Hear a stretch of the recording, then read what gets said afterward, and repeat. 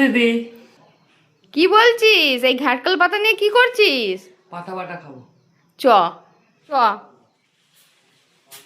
ভাই তো বললো ঘাটকাল পাতা বাটা খাবে, আমি তাই ঘাটকাল পাতাগুলো ভালো করে কেটে ধুয়ে পরিষ্কার করে নিয়েছি। দেখো, তার মধ্যে আবার একটা ফুলও পেয়ে গেছিলাম, সেটাই আমি আবার ভাইকে দেখাচ্ছিলাম। ভাই বলছে ওটাও দিয়ে দেবে, না না, গলা চুলকায় যদি।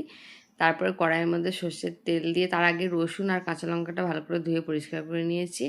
এবার কড়াইয়ে সর্ষের তেল দিয়ে তার মধ্যে দুটো শুকনো লঙ্কা দিয়ে একটু ভেজে নিয়ে, ওই রসুন আর কাঁচা লঙ্কাটা দিয়ে কিছুক্ষণ ভেজে নিয়ে কালো জিরে দিয়ে দিয়েছি। বেশ খানিকটা কালো জিরে দিয়ে ভেজে তারপর ওই ঘাটকাল পাতা কুচনোটা দিয়ে অনেকক্ষণ ধরে নেড়েচেড়ে ভেজে নিয়েছি।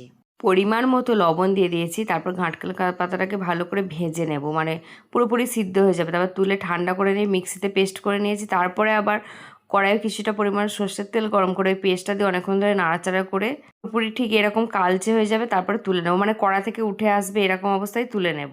তারপর গরম ভাতে ঘাটকাল পাতা বাটা দিয়ে দু ভাই বোনে পেট ভরে ভাত খেয়ে নিলাম। দারুণ হয়েছিল খেতে।